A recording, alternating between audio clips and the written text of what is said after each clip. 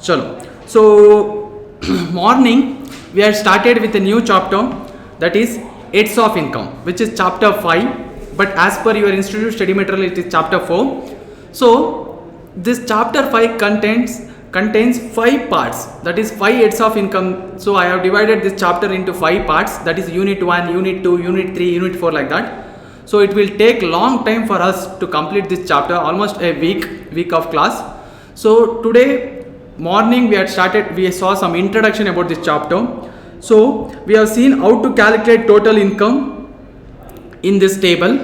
So in this table, the first element to calculate the total income is my income from salary, or we can also call it as taxable salary. We have to take the taxable salary here, not the gross salary.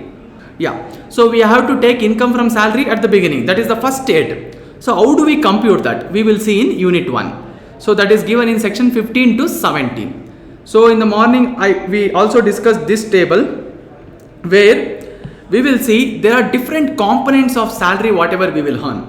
Now whenever I am there under employer-employee relationship, assume I am an employee of Infosys Limited or TCS Limited. Now whatever I get from my employer in the form of salary, in that salary there might be different breakups, agree, like basic pay, DA, then medical allowance or some other allowances, perquisites, there might be different thing. So I need to identify each and everything, and we have to calculate my taxable salary.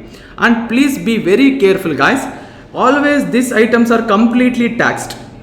Whatever basic pay, dearness allowance, bonus, commission, city compensatory allowance and medical allowance is there, it is always completely taxed. If I have received 10,000, then fully, then 1 lakh fully taxable, then 2 lakh fully taxable in the form of basic pay, DA, bonus, commission, like that.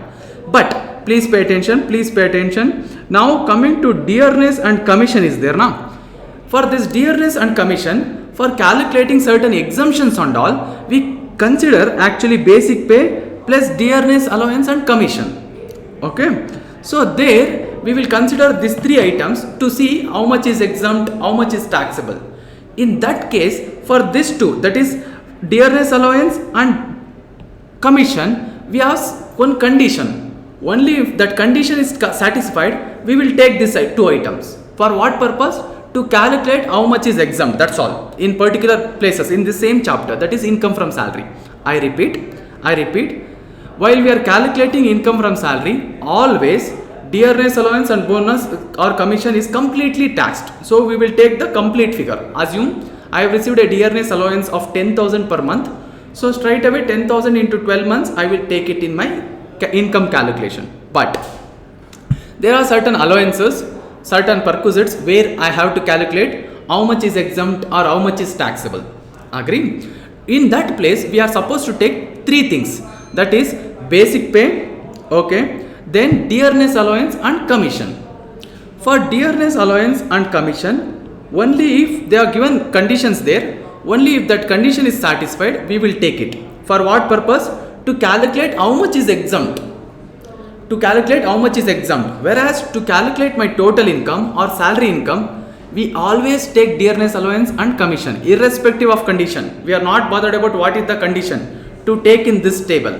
Okay, for example, assume here all taxable allowances I have to calculate. One of the exemption, assume HRA, I have to calculate. Yeah, fine, anyway we will continue. Now assume, okay sir, we are calculating something called as HRA, that is house rent allowance. I have received 1 lakh house rent allowance from my employer. Now I need to see, okay, how much is exempt from that. For that purpose, we will calculate something in which one of the condition is we have to take basic pay, dearness allowance and commission. Agree? So we have to take only these 3, only to calculate that exemption figure. Agree? And we have to take DA and commission only if condition is satisfied, to calculate how much is exempt. If not, we don't take it. Clear?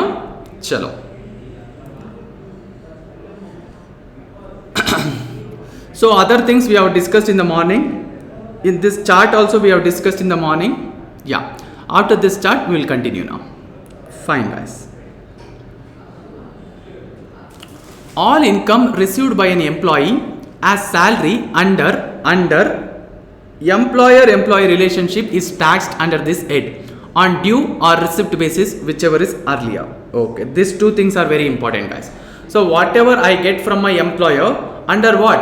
Employer and employee relationship. Sir, my employer is giving something outside the relationship, that is employer relationship. In that case, it is not considered as salary income. Agree? So anything which I receive from my employer under employer-employee relationship is only taxed under this side. Okay. On what basis? Due or receipt basis, whichever is earlier. Next. Employers must withhold tax compulsorily. So this paragraph I will read it later, but I will explain this concept once. See guys, I am working in TCS Limited. Okay, TCS Limited. So I am the employee of TCS Limited. Okay, TCS is paying me every month, assume 30,000 salary, or else we will take it 50,000. I deserve little extra, no? So we will take 50,000. 50,000 per month. Okay, so then into 12 it will comes to annual package. So it will be 6 lakh. Agree? So what is your salary income, sir? 6 lakh. In that 50,000 some different breakups might be there, that is basic pay, DA, so and so. Now the question is, okay, so what the government has told for every employer is, sir, before you pay your salary to your employee, if his income is taxable under Income Tax Act, that means if his income is more than basic exemption limit, then you withhold TDS. You withhold something called as TDS, which is tax deducted at source under section 192. There is a section called 192, which we will again see when we go to TDS chapter. Agree? Here with respect to salary I am explaining whatever is covered. Now employer, what government has told is, every employer before he pays salary to his employee, if his employee's income is more than basic exemption limit, then he should withhold something called as TDS under section 192. Those who are especially working will be knowing, normally at the beginning of the financial year, your company will ask you to submit some information. If you have any investments or any deductions, exemption which you want to claim, please submit the information. Agree? Or else if you have any other income also, they will ask you to submit. Agree? Based on that, they will calculate what is your total income. Based on that, they will calculate what is your total income. Obviously every company will have their own software to calculate all this. They will not do it manually. So you have salary income, no doubt, salary income 50,000. Now assume you have given some other information to your company telling, okay, I have interest income also of rupees 2 lakh. Interest income also you have 2 lakh. Agree? So now how much will be your total income, guys? 8 lakh. Your total income will be 8 lakh. Yeah. Chalo. So total income 8 lakh. Agree? So now what my employer, that is TCS Limited, will do is, they know what is the tax rates applicable for me. Okay. So on that basis, they will calculate what is my tax liability. They will obviously have some software to calculate all this. Okay, if your total income is 8 lakh, so automatically tax liability will be calculated. So assume my tax liability on 8 lakhs comes to around, just take 1 lakh approximately 1 lakh, or else for easier sake I will take 1,20,000. just for roughly I am taking. Don't calculate and give me the answer, sir, whatever your written is wrong. So just for calculation purpose, you take 1,20,000 tax liability, everything after all. So what your employer will do is, he will divide this by 12. So how much you will get? 10,000. Agree na? So this 10,000, what your employer is supposed to do is, as per section 192, every month when he is paying 50,000 salary, tax liability, 2 lakh is tax liability. Okay. So on my total income of 8 lakh. Now what my employer has to do is, so TCS Limited, TCS is paying Mr. Vikas every month how much? 50,000 salary. Agree na? So as per under section 192, every month what my employer will do is, he will deduct 10,000 from my salary. He will deduct 10,000 from my salary as TDS, and he will pay only 40,000. Sir, what about balance 10,000? Whatever TCS has deducted 10,000, they will remit it to the government. They will give it to the government. That is, it is on behalf of you. They have collected tax from you and given to the government.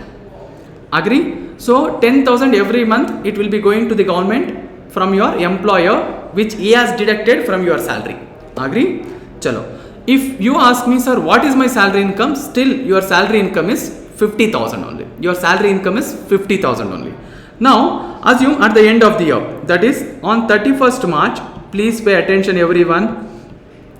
On 31st March 21, that is at the end of the year, you calculated your total income. Okay. You have calculated your total income. Assume your total income came to 10 lakh now. Because here and there you would have earned something. Okay, some extra thing. Okay, so obviously there might be change. Agree? Because whatever information you have given to your employer is at the beginning of the year. Agree? So at the end of the year you would have earned something extra or less also. Agree? So assume your total income came to 10 lakh. On that my tax liability assume is only 1 lakh. Okay, so my tax liability is only 1 lakh.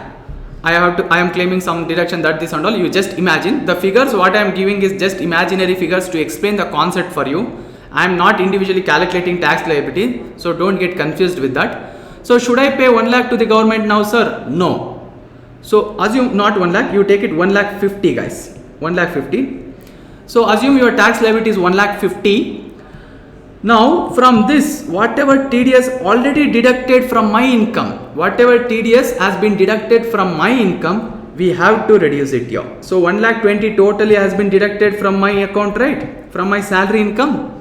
Okay, I will reduce that. Balance 30,000 I need to pay to income tax department before I file my return. Before I file my return. Clear? Chalo. We will take vice versa case. Okay, now assume at the end of the year my total income came to only 7 lakh. Only 7 lakh. So my tax liability on that assume came to 1 lakh. Only 1 lakh. Okay, so but I have already paid 1 lakh 20,000 in the form of TDS. Agree? I have already paid 1 lakh 20,000. TDS has been deducted from my income. So how much will be the balance? 20,000. Sir, what about this? I will get a refund. This is called refund. I have explained this concept when I was discussing tax liability calculation also. Agree? So if negative figure is coming, they will give a refund of it. If I have already paid something extra, they will give refund. If something is still pending, for example 30,000, I have to pay that and then file my returns. Hope you guys are clear. Now the next question is, sir, while calculating this 10 lakh and 7 lakh, my salary, should I take 50,000 or 40,000 is the question. You should take 50,000. Salary income will be 50,000 per month into 12.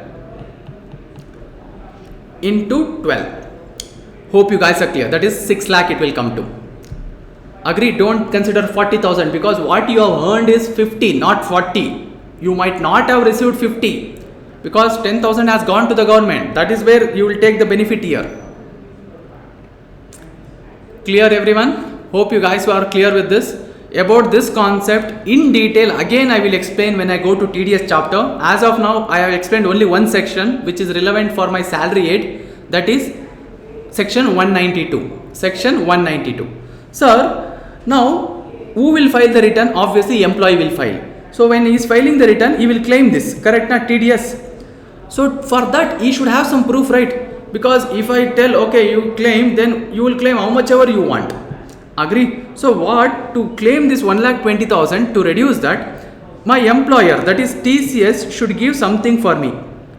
Agree? Some proof for me. That is called Form 16.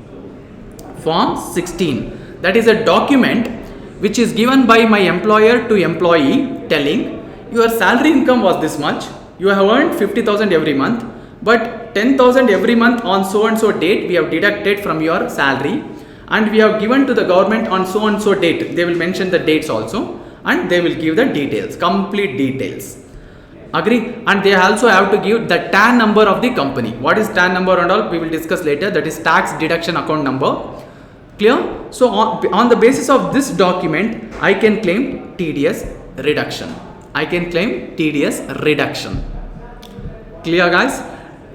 Hope you have understood the concept. This is just what I can tell, just a sample of TDS chapter, because TDS chapter has different sections. 192 is one of the sections there. We have different type of expenses covered there. One of that was salary. Clear? Chalo guys. So that is what is given in this paragraph. That is second paragraph. Sir, 1 minute. Monica. Yes, madam. Oh, you have to take down this. You want, if you are taking down. Yes, madam.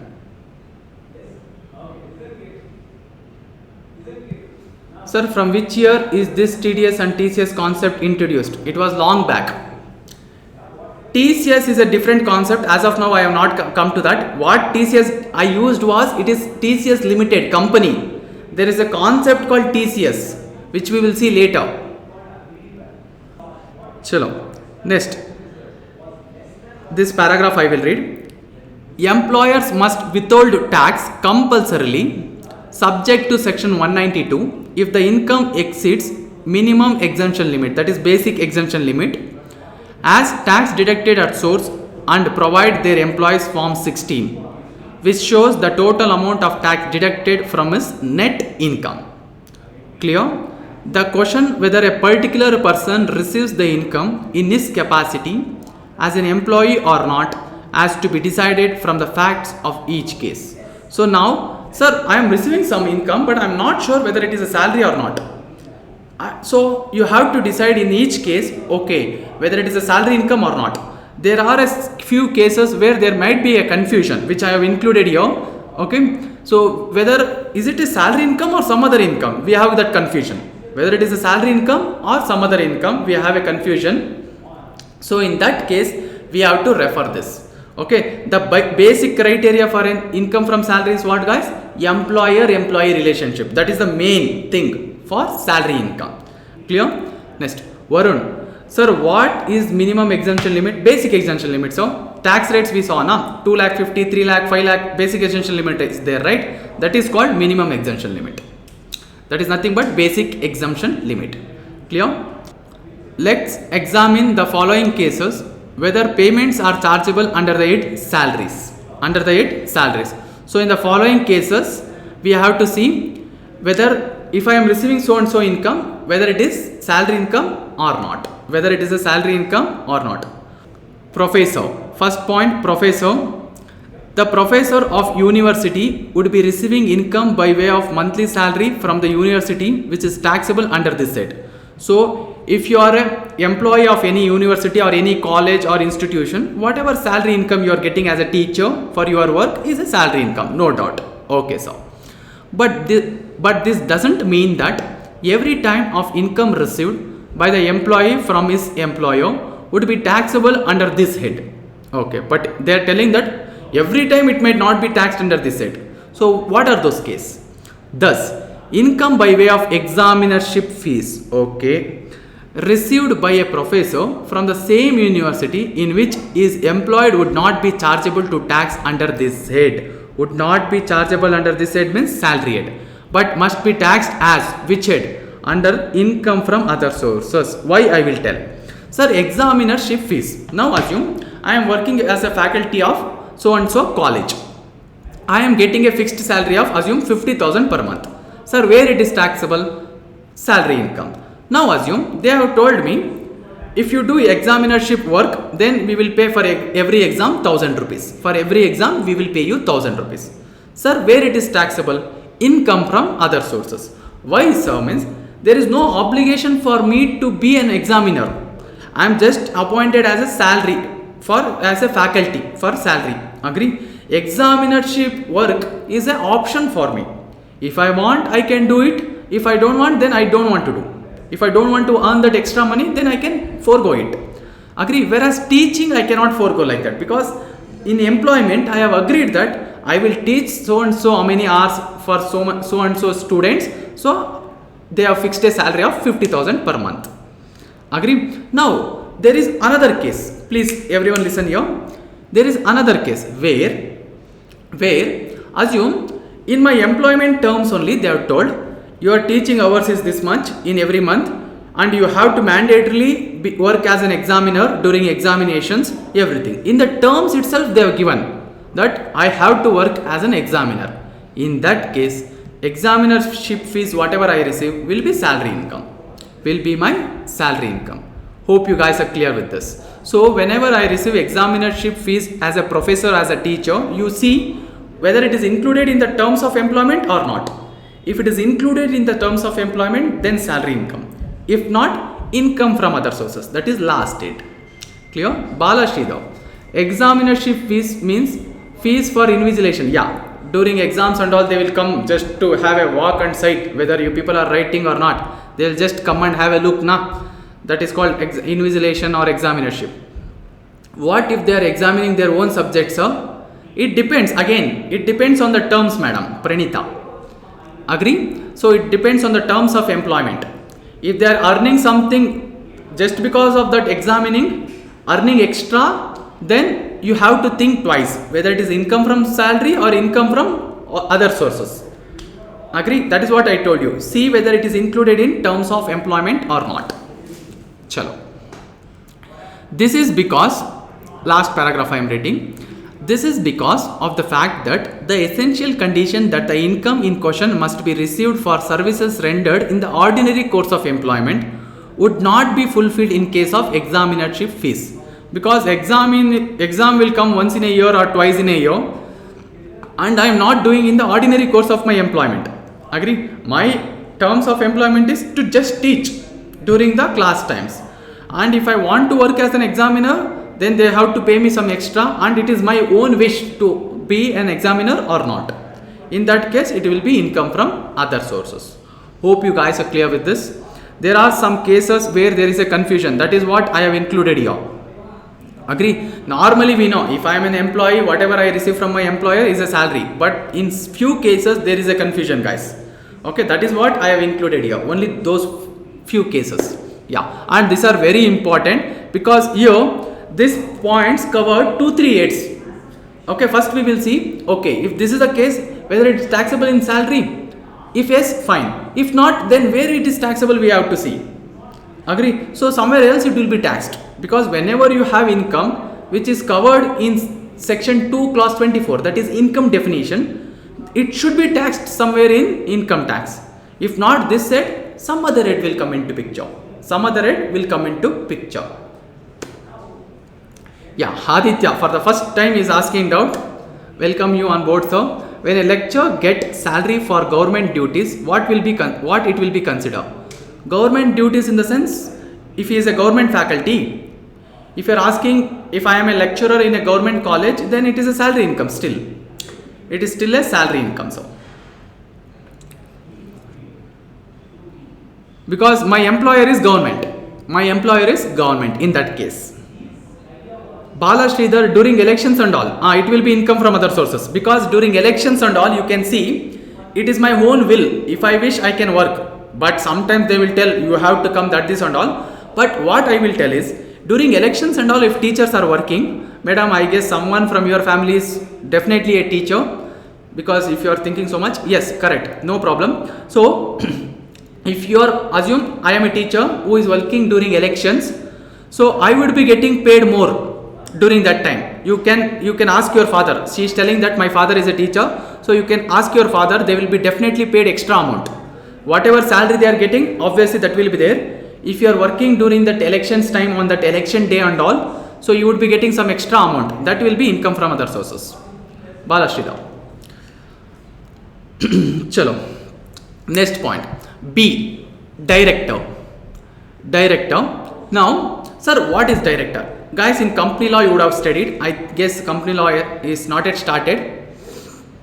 Now, director. There are different types of director, guys.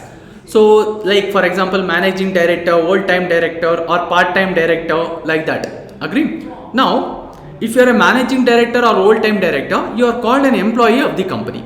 Agree, na? So, if you are an employee of the company, you would be earning something called as salary. Agree? So that salary, where it is taxable, sir? It is taxable under that income from salary only. Sometimes if you are a managing director and all, you will get salary plus some part of the profit also. Like your salary might be a percentage of profit.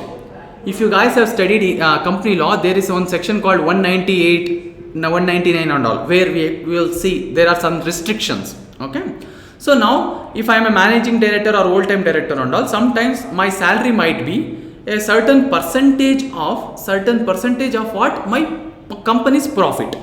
Sir, is it income from salary? Yes, it is still income from salary, but ultimately what you are getting is not profit, you are getting in the form of salary. But your salary is dependent on, if your salary is dependent on how much profit company will make. There will be two components there. One is fixed. Okay, every month 40,000 fixed you will be getting, plus whatever profit company will make, 5% of that they would have fixed like that. Clear? So entire thing will be taxed as income from salary. Now coming to other directors, like part-time director. I will not work for the company. Whenever there is board meetings, I will come, participate and go. I will just come and participate and go. For which they will be getting something called as director's fee. Director's fee or sitting fee we call it as. If they just come and sit in the meeting, director's meeting, they will get something called as board director's fee or sitting fee. Okay. Chalo. Now, sir, where it is taxable? That is taxable under that income from other sources, because those directors are not the employee of the company.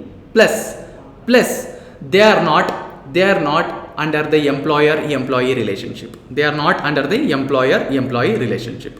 Clear? Chalo. Next, sir, one more thing. Assume whole-time director is getting something called as director's fee for attending board of directors meeting. I repeat. Sir, managing director or whole-time director, if they are getting salary income, it is taxable under income from salary. What if they are getting director's fee? They will be getting director fee also for attending board meeting. That is not taxable here. That is not taxable here. It is taxable under that income from other sources, even for managing directors. So in simple, if I tell, for the directors who are in the employment of the company, whatever salary income they earn is always taxable under income from salary. Any directors earning director fee or sitting fee from the company will be income from other sources. That is the last state. Hope you guys are clear. Okay. Pranita Raghuram. Sir, what if practicing chartered accountant gives lecture, sir? Is that also other source income? See, it depends whether it is a part-time or full-time, one thing. Next, if there is employer-employee relationship, we have to see, madam. Whether there is an employer-employee relationship, we have to see. If it is, then it is always, I know you are talking about me only. Okay. So for me, it depends on where on what basis I am working. So here I am working as a part-time faculty, and it is considered as a professional income for me. It is a professional income for me, not salary income. I am not under employer here. Clear? Next. So for me, it is professional income, madam. Yeah, if you are asking chartered accountant. Fine. Bala Sridhar has a doubt. So director salary with be taxable as salary income and income from other sources, sir. Director salary who is working under employer-employee relationship is always taxable under income from salary. Okay. So director salary with be taxable. Yeah, your question is not so clear. So I will just tell like this. If a director is an employee of the company, whatever income from salary you will get, it will be taxable under that income from salary. Income from salary. If any director is getting director's fee or sitting fee, then it will be taxable under that income from other sources. Clear? Sulochana, the board meeting is income from other sources, not board meeting. Director's fee for attending board meeting we will get. Okay, board of directors will attend board meeting which will be held by the company, usually quarterly once. If you attend that meeting, you will get something called as sitting fees or the director's fees for attending that meeting. That is taxable under that income from other sources.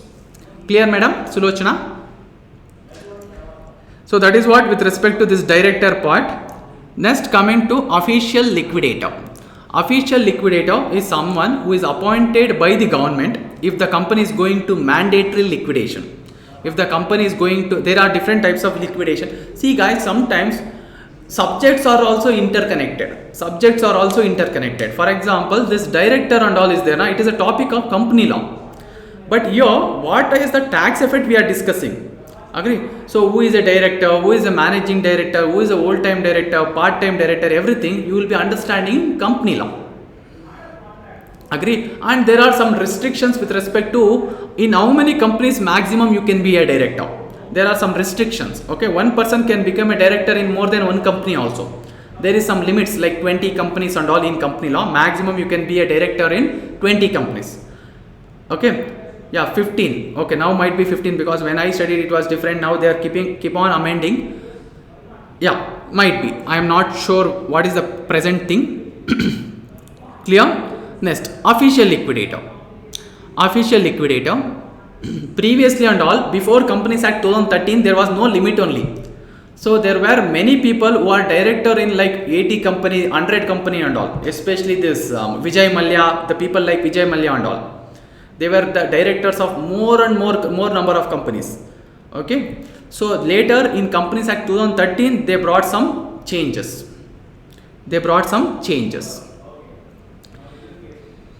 Yeah, there are some limits which I don't want to discuss here because that is a company law topic. Official liquidator.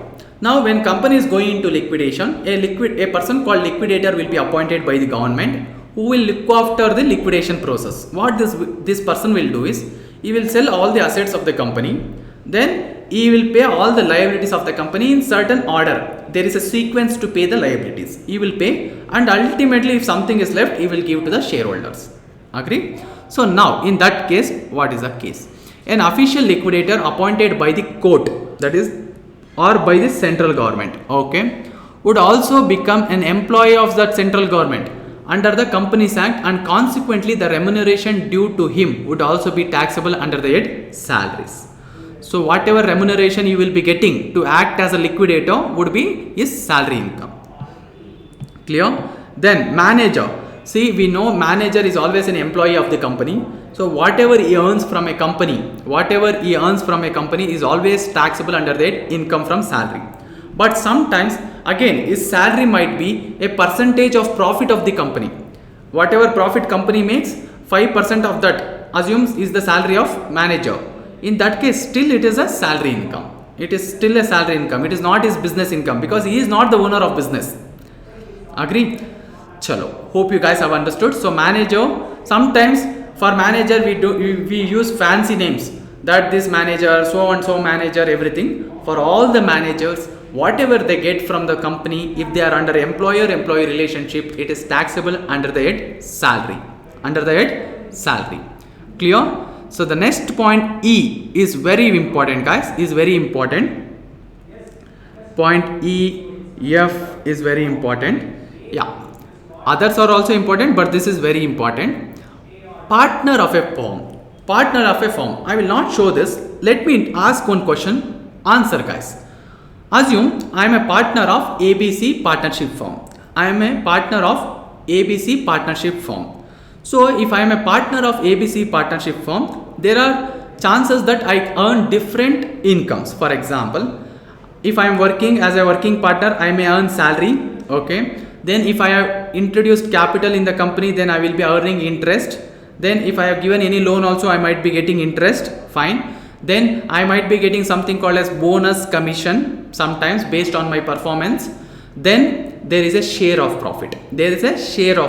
Agree? So ultimately, after meeting all the expenses, whatever profit the partnership firm will make, as I am the partner of the partnership firm, so I will get a share based on the ratio of allocation. Share of profit will be there. It will be divided among the partners.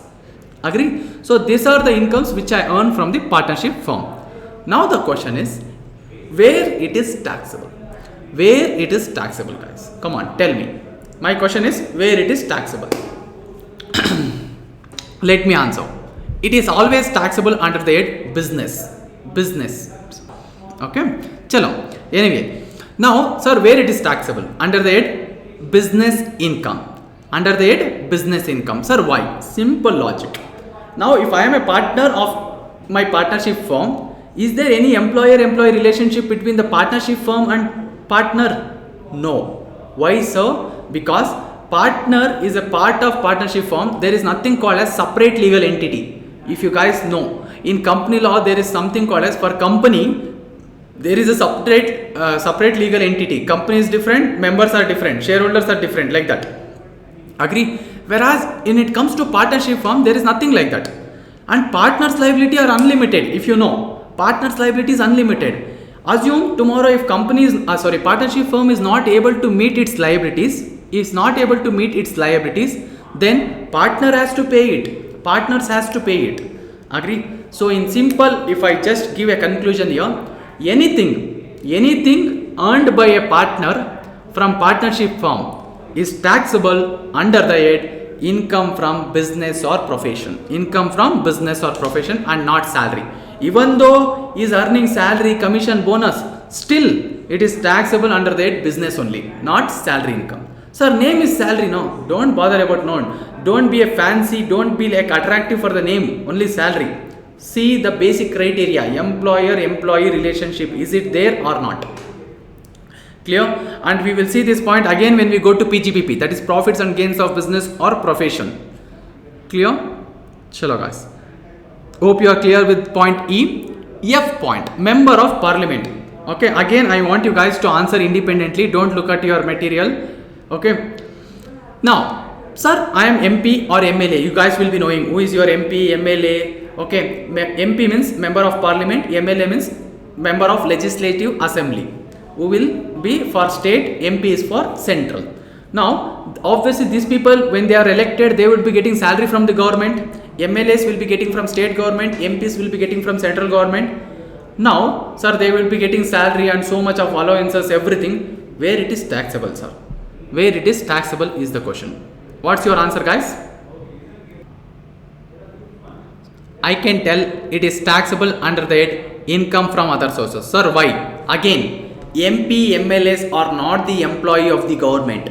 Agree na? They are just representing the constituency elected by the people of that constituency. Agree? For example, if I am talking about my MLA, his term is only 5 years, not permanent, and he is not under employee-employee relationship. He is not the employee of government. Okay, he is not employee, he is a servant. Okay, they may act something different, but still they are our servant. Agree? So for which they are getting some remuneration from the government, which is taxable under the head income from other sources. It is taxable under the head income from other sources. Clear? Sulochana, if government employees also come under section 192, yeah, for TDS purpose, whoever is working under employer-employee relationship, everyone are covered under section 192, madam. Yeah. Point F is with respect to member of parliament, which includes both MLA as well as MP. So whatever salary they get from the government is taxable under that income from other sources. You can underline this, income from other sources. For partners of partnership firm also you can underline, where is that point, PGBP? Yeah, as income from business. Clear? Chalo. Next, G, treasurer of a bank. Sir, who is a treasurer? A person who look after the assets and liabilities of the bank is called the treasurer. Okay, is called the treasurer. Now, if any person is appointed as a treasurer of a bank, and if he is looking after the assets and liabilities, if he is earning something from the bank, where it is taxable. The income received by a treasurer of a bank would be taxable as his salary income. Okay, as his salary income. If treasurer is an employee of the bank, okay, if there is employer-employee relationship, then salary. If not, if it does not happen to be an employee, then income from other sources. Very simple. See, every point is like that only. Agree? Every point, one thing we are checking, employer-employee relationship. That's all. Okay. Most of you people, before studying this, you will also have a doubt. Okay, and most of you, if I ask the question, you may tell, okay, salary income only. But still, we have to check it clearly. Next, person carrying on a profession or vocation. For example, me, assume I am practicing as a chartered accountant and I am earning something from my profession. Sir, where it is taxable? Profits and gains of business or profession, and it is not salary income. And it is not salary. So it is not a salary. It will always be from profession. It will be always taxable under that income from business or profession. Hope you guys are clear with this. Next, we have some more explanation. Please listen. But if an employee receives any money from his employer as a part of terms of employment for not carrying on any profession, such income must be taxed as salary income. Okay, so assume what is the case I will tell you. Please pay attention. I am a practicing chartered accountant. Under me there are 10 employees who are working. Under me there are 10 employees working. But I am actually bothered about my future, thinking what if these people starts practicing tomorrow? Okay, or else what if these people go and start their own, or they go and join with someone else, my competitor. So what I told is, every month guys you will be getting a salary of 20,000 all 10 people, plus you should not practice for next 5 years, which will compete with me, for which I am giving 5,000 each. I am giving 5,000 everyone each. So full 25,000 where it will be taxable? Income from salary. Agree? You are my employee, present employee. I am paying you every month 20,000 salary plus something called as you should not compete with me, which is called non-compete fee. I can tell for an employee I am paying. For an employee I am paying. In that case, for him, whatever he is getting from me is salary income. So salary income. Clear? Bala Sridhar. So in simple words, if there is employee-employer relationship, there is salary income, otherwise it is income from other sources. No madam, I cannot tell like that. If there is employer-employee relationship, it is salary income. If not, then I have to check. Agree? For example, anything received by a partner from partnership firm, there is no employer-employee relationship. So it is not income from salary. Straight away I cannot tell it is income from other sources, because it is profits and gains of business or profession. It can go under any head, but normally it will go for 2 heads, that is either profits from business or profession, or last head, that is income from other sources. Normally, if it is not taxable under salary head, normally I am telling, it will go either for business income or your income from other sources. Yeah. Balashri, the money received by employee from employer under anti-competitive agreement is taxable under salary income. That's what I told you just now. Okay, that is what we covered in this para. It is salary income, provided you are in employment. Employer-employee relationship should be there. Yeah. For instance, the allowance given by employer to a doctor employed by him for not carrying on a profession in addition to the employment would be income arising from employment in accordance with the terms and conditions of such employment and must therefore be taxed as salary income. One example I have given here. Doctor. Agree? Next. If an employee gets money from persons other than his employer, okay, and if such money is not in any way related to contract of services with the employer under whom he is working, the receipt, if taxable income, must be assessed under the head income from other sources. See, if I am getting something from someone else who is not my employer, but it is taxable for me, not as salary income. In that case, it should be income from other sources. It should be income from other sources. Agree? Next up. However, gratuity, bonus, commission or other items of payment made by the employer without any specific stipulation in the contract of employment to this effect would still be taxable as salary because they are paid by the employer for the services rendered by the employee. Taxable as salary. What is this case? I will tell. See, I joined Infosys company as an employee. In my terms, they are told every month you will be getting a salary of 50,000. Agree? But at the end of the year, due to my performance, they gave me a bonus of 1 lakh rupees. One short payment, 1 lakh rupees. This 1 lakh bonus was not there in the terms of employment. Okay? My employer didn't promise me to give 1 lakh, but still he gave because of my performance. So where it is taxable? Still salary income only. Still salary income only. Agree? So there was no obligation for the employer to give this, but still he gave. Why? Because of my services. Because of my services, still it is taxable as salary income. Clear guys? So hope you have understood all the cases, whatever I have discussed. In detail we have seen with practical experience or practical example. Shivraj, sir, if our business competitor is paying us, it is business income. Not carrying out our business is specific areas, then it will be income from business. Exactly, sir. It will be income from business or profession. because your competitor is not your employer. Chalo, basis of charge, section 15, which is a charging section for income from salary. Okay, we will quickly go through this because this point somewhere we have already covered. As per section 15, the income chargeable to income tax under the head salaries would include any salary due to an employee from an employer or former employer. Okay, this is also key. During the previous year, irrespective of the fact whether it is paid or not, because it is taxed on due basis or receipt, whichever is earlier.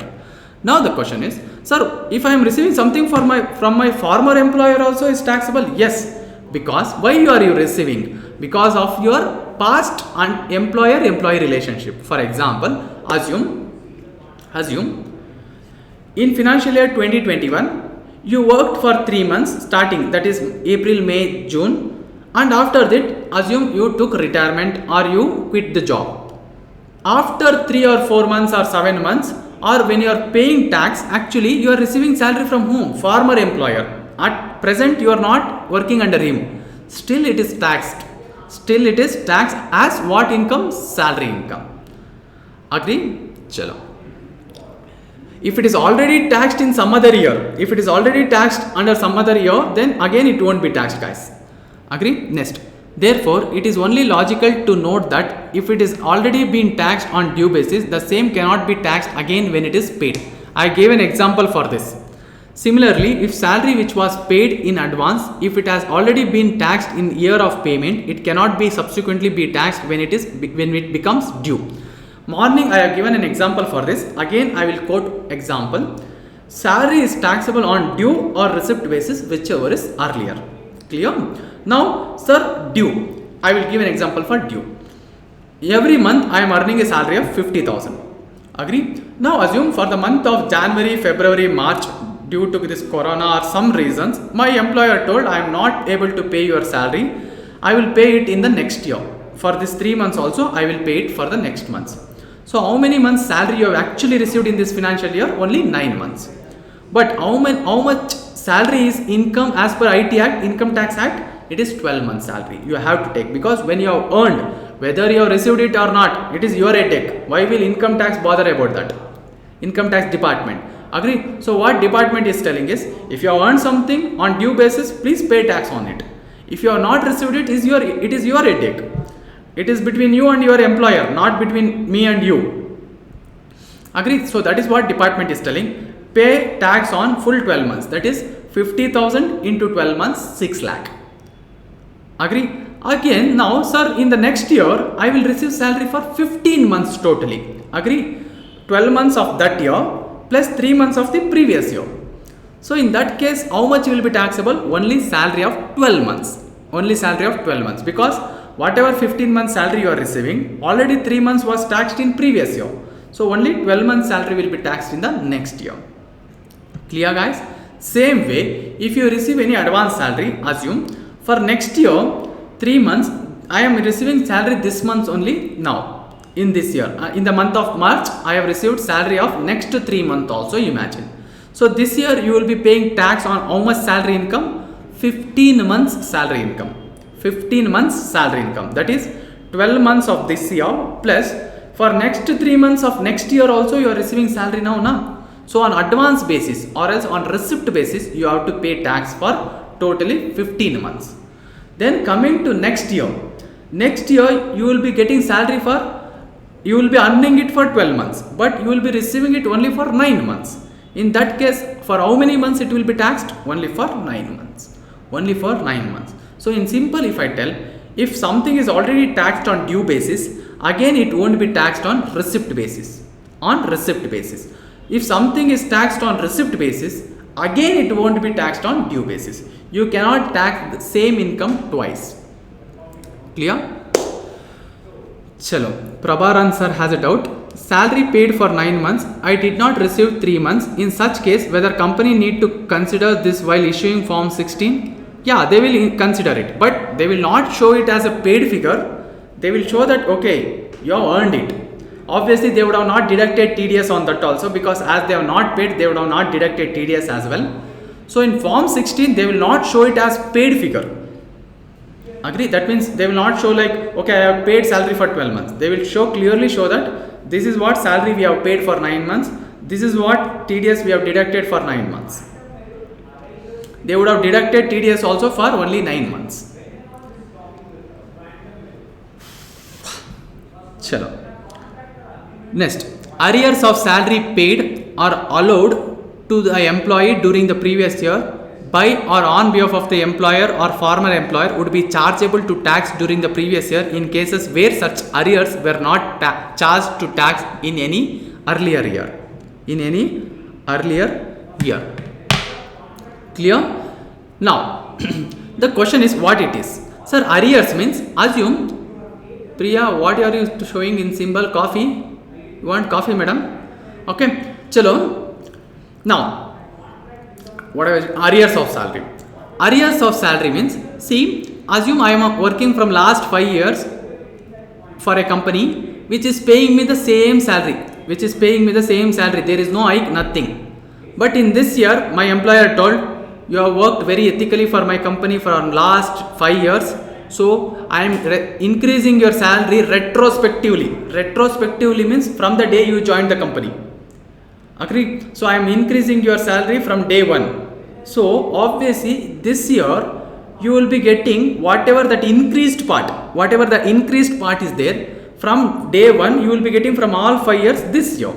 So sir, when it is taxable? In the current year. Provided it is not taxed in the past year. Obviously it will not be taxed in the past year because now I am receiving it. Now I got to know that okay, my employer is giving me a hike, and that is called arrears of salary. Hope you guys are clear with this paragraph. Aditya, when I am getting salary based on quarterly, but my firm not paid 1 quarter salary and paid it on next year, it includes next year or same year. So you have earned in the same year. No sir, it will be included in the same year. Whether it pays next year or not, because if you have earned something, the quarter falls in this previous year. In that case, you have earned something in this previous year, you have to pay tax on due basis. Salary received in advance, we have already covered. I have already explained this. The basic criteria for salary income is employer-employee relationship. This is very important point. Wherever you get confusion whether it is taxed under salary yet or not, you have to see this, check this. Clear? The basis of liability under the head salary is the employer-employee relationship. Again, repetition. Employer may be an individual. Okay, employer may be any person. There is no question on that. Individual, partnership firm, association of person, company, corporation, central government, state government, public body or local authority. The main thing here is employer-employee relationship. We are not bothered about who is employer. But normally employee, who can be an employee guys? Individual only. Individual company cannot become employee. Partnership firm cannot become an employee. Agree? Normally individuals will be an employee. Fine. Next, likewise, employer may be operating in India or abroad. Whether company is, again, assume I am working for a company. Whether the company is Indian company, foreign company also, we are not bothered. Where it is operating also, we are not bothered. What business they are doing also, we are not bothered. The employee may be full-time employee or part-time employee. So again, sir, if it is a part-time employee, again you have to check employer-employee criteria. Employer-employee relationship criteria you have to check. If it is there, then salary income. If not, most probably it will be income from other sources or business income or professional income. Clear guys? Next. So I told you there are 3 definitions given under section 17 in salary chapter, that is 17.1, 17.2, 17.3. And in the other class I had told you normally definitions in income tax will be given in section 2. That are called general definitions which are applicable for the entire act. Whatever has been defined in section 2 clause something, it is applicable for the entire act guys. Sir, what about this section 17.1, 2, 3, it defines something which is applicable only for salary head, because section 17 comes under which head? Only salary.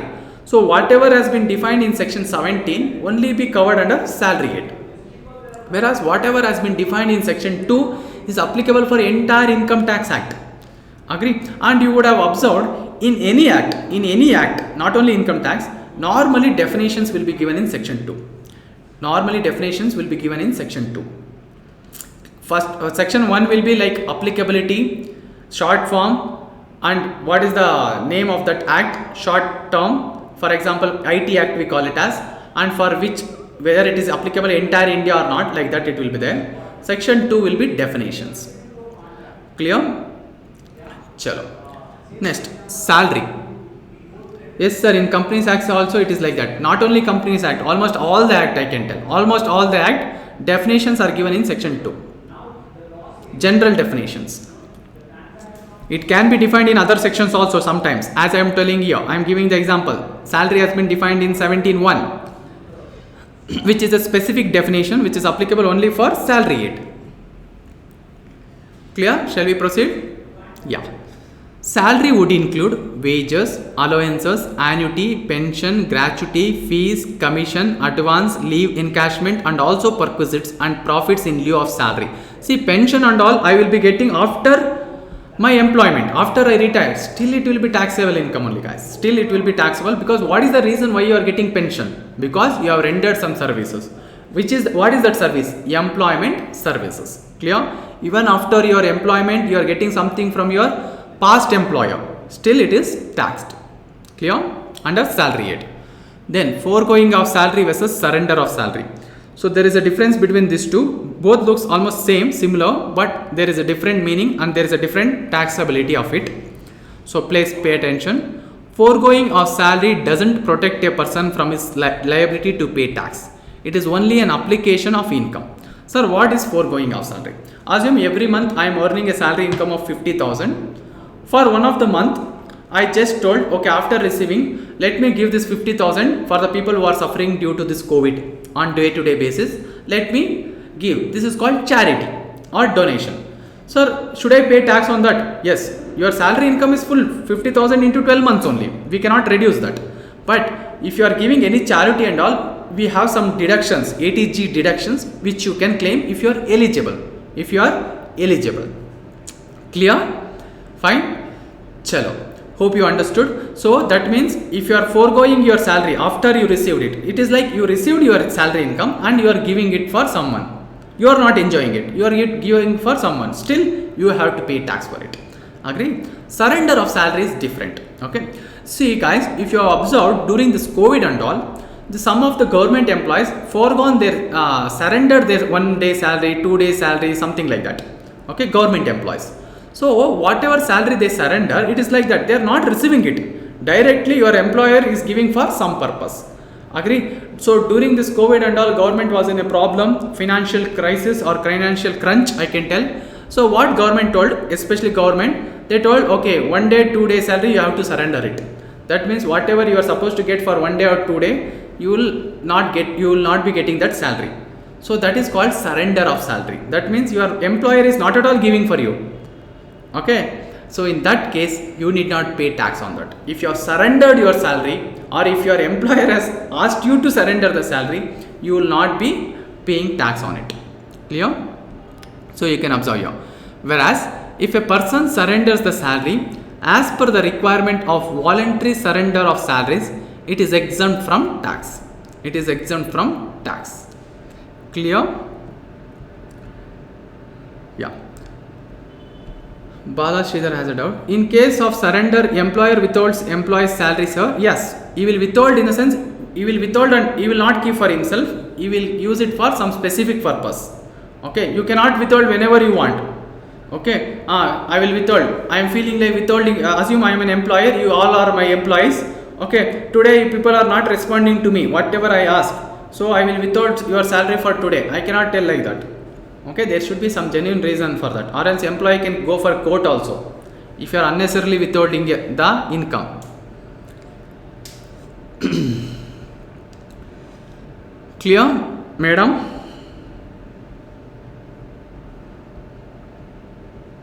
Yeah, come to the questions, guys. Problems. We have 1 or 2 problems on basic thing which we will do and get back. Okay, chalo, we'll continue. Mixter X is an employee of Y Limited. His salary is 25,000 per month.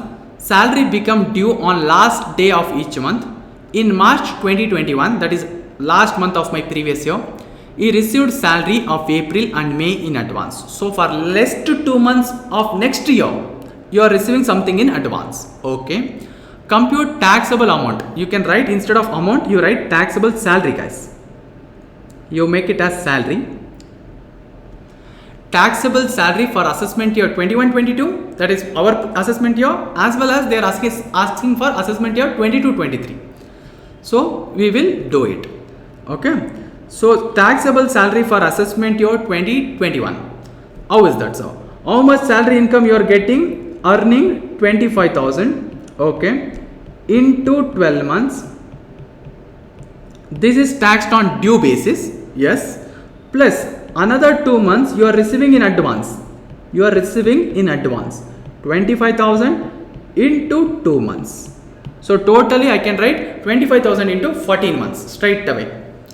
Agree? 25,000 into 14 months straight away I can write. Okay, but here I have given a breakup so that you will understand why I am taking 14 months. So how much it will be? 3,50,000. 3,50,000 minus, I told you whenever you have salary income, you will get a standard deduction of 50,000. You will get a standard deduction of 50,000, which you should not forget. See guys, all this 50,000 thing and all, no one will remind you in the exam. No one will remind you in the exam. You have to be careful. If you give the answer 3,50,000, assume in the option 3,50,000 also will be there. Definitely it will be there. You can cross check. Wherever you get wrong answer, that will definitely be there in the option. Okay. And if you answer 3,50,000, as per you have got 1 marks. But actually you have lost 0.25 marks. You have actually lost 0.25 marks. In total, I can tell you have lost 1.25. Clear guys? Hope you have understood. Taxable salary they have asked you to calculate. If they had asked you to calculate gross salary, then I would have given the answer 3,50,000. Clear? Chalo. Hope you guys clear. Please take down in your notebook guys. Give the heading income from salary. Under that first question, give reference to page number and take down. Okay. For next assessment year if I am talking, then it will be 25,000 into 10 months. Sir, why 10 months, sir? Because 2 months salary is already taxed in the previous year on what basis? Receipt basis. Again, it won't be taxed on due basis. Okay, sir. So how much this figure, guys? 2,50,000. 2,50,000 minus 50,000. So your answer will be 2 lakh. Taxable salary is 2 lakh, whereas gross salary is 2,50,000. So read the question carefully. Sometimes they may ask gross salary also. If they ask you to calculate what is gross salary, then give the answer as 2,50,000 only. Okay. So I need to explain something else also with respect to this standard deduction of 50,000 and all, which I will explain when I go to that particular topic, standard deduction, which we will see under section 16 in this chapter itself. Sir, in solution, should it be 21-22? Oh, yeah. Sorry. This solution, that assessment here has to be changed. 1 second. So it should be here 21-22. Here it should be 22-23, guys. If you have already taken down, please make a correction. They have asked for both the years. So we have calculated for both the years. So due on last day of each month means whatever salary you will be earning throughout the month, it is the due date for payment of that is last date of that month. It is like that. Salary date, I can tell. Salary date. Clear, madam? Sulochana. So due is like, okay, on that day you will be eligible to get the salary, receive the salary. Next, one more question is there. Second question. A joins the service in the grade of 10,000, 1,000, 15,000, 2,000, 25,000 on that is date of joining is 1st August 2016 at a salary of 13,000. So what is this case? Actually we call this as pay scale, guys. Pay scale or grade pay. Okay. So what is this concept is like this. Who is the associate? A has joined for a work on 1st August for a salary of 13,000. So what happens is every year when he complete 1 year, that is once he complete 1 year of employment, he will be getting 1,000 hike. Till where? Till his salary reaches 15,000. Then once he starts earning 50,000 every month, then once you complete 1 year again, you will be getting an hike of 2000. You will be getting a hike of 2000. Agree? Till where? Till his salary reaches 25,000. Sir, what about after 25,000? They are not given here because which is not relevant for our question. Agree? So I will repeat. Assume you are starting with a salary of 10,000. Once you complete every 1 year of employment, you will be getting 1,000 hike. For how many years? Till your salary reaches 15,000. Once your salary reaches 15,000 and if you have completed one more year of service, you will be getting 2,000 hike. That is, your salary will become 17,000. Agree? If you complete one more year, your salary will become 19,000. One more year, 21,000. Like that. Agree? This is how the pay scale works. Okay. Now, compute taxable salary for assessment year 21-22. Now, I am bothered about how much did this person A earn in my previous year 2021. Previous year 2021, which is not directly given, which I have to compute. Agree? Which is my work year. So when did he join, guys? On 1st August 2016. So we have to count his service from that day. Okay. So this is the date of joining. He will be completing 1 year when? He will be completing 1 year on 31st July 2017. Okay. So next year, please be careful. Once he complete 1 year of service, you will be getting till then you will be getting 13,000. Agree na? So till he complete 1 year, you will be getting salary for 13,000 because he joined for work for 13,000. Agree? Next, if he complete one more year, his salary will become 14,000. If he complete one more year, his salary will become 15,000. Agree? You can observe the dates also. I have mentioned the dates. Then again, after 15,000, if he completes one more year, he will get 2,000 hike, which will become 17,000. His salary will become 17,000. Then, if he complete one more year, he will get again 2,000 hike, which is 19,000. Which is 19,000. Sir, where will my previous year fall? You can check. It will fall here, in between this date, guys. These two slabs. You can observe. My previous year is 2021, right? Now I have to calculate what my assessee has earned during my previous year 2021. So he is earning 17,000 for some months and 19,000 for some months. Agree? So how much is that? We will see. See, during this period, how many months will fall in my previous year, you see. And during this period, how many months will fall in my previous year, you check. Okay. So if I am writing it here, please observe. My previous year is from where to where, guys? From 1st April 2020 to 31st March 2021. Okay. So I can tell in this slab, how many months are covered? April, May, June, July. 4 months. Okay. 4 months are covered here. For my previous year. Balance 8 months are covered here. Agree? Out of 12 months, 4 months I am receiving 17,000. For balance 8 months, I am getting 19,000. Clear? So what is my taxable salary now? Easy. 17,000 into 4 months. Okay. Plus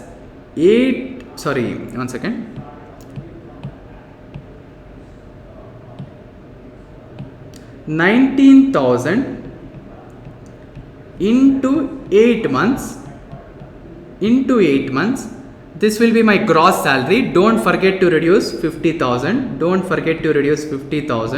Because they have asked you taxable salary. Please be careful with this. Okay. So your final figure will be how much, guys? 220. Is it 220? Final figure I am asking. Hope you guys have given correct answer. 2,20,000.